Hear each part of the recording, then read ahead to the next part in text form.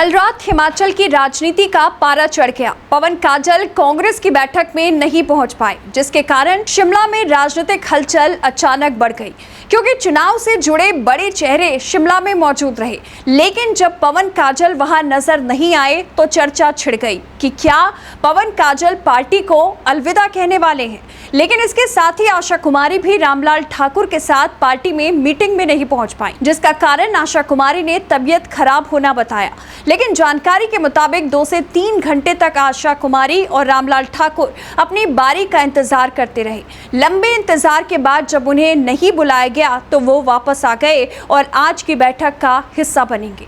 शिमला में AICC observer Bhupesh Baghel, Sachin Pilot और प्रभारी राजीव शुक्ला का स्वागत प्रचार समिति चेयरमैन सुखविंदर सिंह सुक्खू कर रहे थे। सुक्खू हिमाचल प्रदेश कांग्रेस में संगठन के सबसे बड़े चेहरे हैं। इतना ही नहीं, प्रदेश की मौजूदा कांग्रेस की अगर बात की जाए तो सबसे लंबा अनुभव भी कांग्रेस संगठन का इन्हीं को माना जाता है।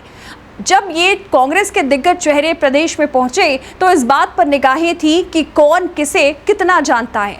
उस दौर में सुक्खू सबसे आगे खड़े नजर आए और भूपेश बघेल के साथ सचिन पायलट, जो कि पार्टी के ऑब्जर्वर हैं, दोनों ही इनसे भली भांति परिचित थे। सुक्खू प्रदेश में प्रचार कमेटी के अध्यक्ष हैं, मतलब बड़ी चुनाव जीतने की जिम्मेदारी उनकी है। सुक्खू जब इनसे मिले तो उन्होंने प्रदेश कांग्रेस के सभी बड़े चेहरे को बघेल और नवीन से खुद मिलवाया और इसके साथ ही प्रदेश के राजनीतिक चर्चा और माहौल से भी अवगत करवाया।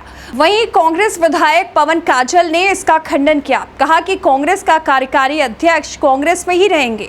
कांग्रेस के विधायक और कार्यकारी अध्यक्ष पवन काजल को लेकर चर्चा है कि जल्द ही कांग्रेस पार्टी को अलविदा कर सकते हैं और भाजपा में जा सकते हैं। इसको लेकर राजनीतिक गलियारों में भी चर्चा है। कांगड़ा से पवन काजल विधायक हैं और एनवी न्यूज ने जब उनसे बातचीत की तो उन्होंने कहा कि उनका ऐसा कोई इरादा नहीं है और कोरोना पॉजिटिव होने के चलते वो शिमला नहीं पहुंच पाए, जिसके कारण ये सब चर्चा शुरू हुई है।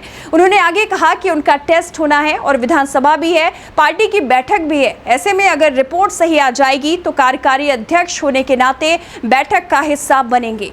जो भी अटकलें हैं उनका कोई बेस नहीं है, निराधार बात है और वो कांग्रेसी हैं और कांग्रेस में रहेंगे।